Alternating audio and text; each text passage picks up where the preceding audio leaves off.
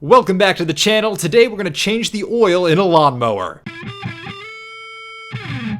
Alright, before you get started, wipe off all of the loose grass on top of your mower. You don't want any loose dirt and debris falling into your oil or into your gas tank. Both of those are bad. First things first, you want to make sure there is no gas in the tank so you can either run it until it's empty or drain the gas out yourself using a pump, and then check where the current oil level is. Now, you don't technically need to do this, but I do this to see whether or not this thing is slowly burning oil over time, because if it is, then you probably have a separate issue that you're going to want to address eventually. The oil level here is good, it is just darker than my sense of humor, so let's move on to the next step. Now, I thought this seemed extremely sketchy when I first looked it up, but this is the proper way to do it. What you're going to do is flip the mower onto its side and pour the oil out of the fill cap into an oil collection bin. You'll see here I put cardboard down below it, and I've got a rag handy as well, so that way it doesn't stain my driveway in the event that I spill it everywhere. But apparently this is the right way to do it. Now, as you can see here, the old oil that is coming out is darker than my soul, but you're going to give this a few minutes to drip out on its own. Then after a few minutes, once most of it has come out, you might need to shake the mower a little bit to get the residual that's at the bottom. But while you're waiting, you have access to the bottom of the mower, so it's a good time to sharpen the blades. I've done a separate video on that I'll link below. Or you can clean out all the old clumped up dirt and grass that's in that blade housing, because that doesn't exactly do your mower any favors when it's trying to run. The other thing you'll have time to do is look up the oil capacity of your lawnmower. Now, you probably should have done that before you bought oil, so you know how much you needed to purchase, but it's a good time to remind yourself so that you don't overfill it momentarily. With all the old oil drained out, we're going to put the mower back on all four wheels. I'm putting a funnel in so that I don't accidentally fill the entire intake with oil as well, but now you'll just add the amount of new oil that your engine needs. So for this Husqvarna push mower, that's about 15 to 18 ounces, but don't just go off the capacity that you found online. Go to the minimum amount that they have, then check the dipstick to see where you are on that and make sure you're not overfilling this thing. Once you're certain you haven't added too much, then go back and incrementally add more until you're at either the middle or the upper end at the max fill line. But once you've added enough oil, go ahead and put that oil cap back on, put some gas back in the tank, and you are ready to go. Now, it might smoke a little bit when you first start it up. That's entirely normal. But other than that, this small bit of maintenance made this mower run better than it ever has in the history of my ownership. Hopefully this helped you guys out and saved you some money. I want to thank you for watching, and I will see you next time.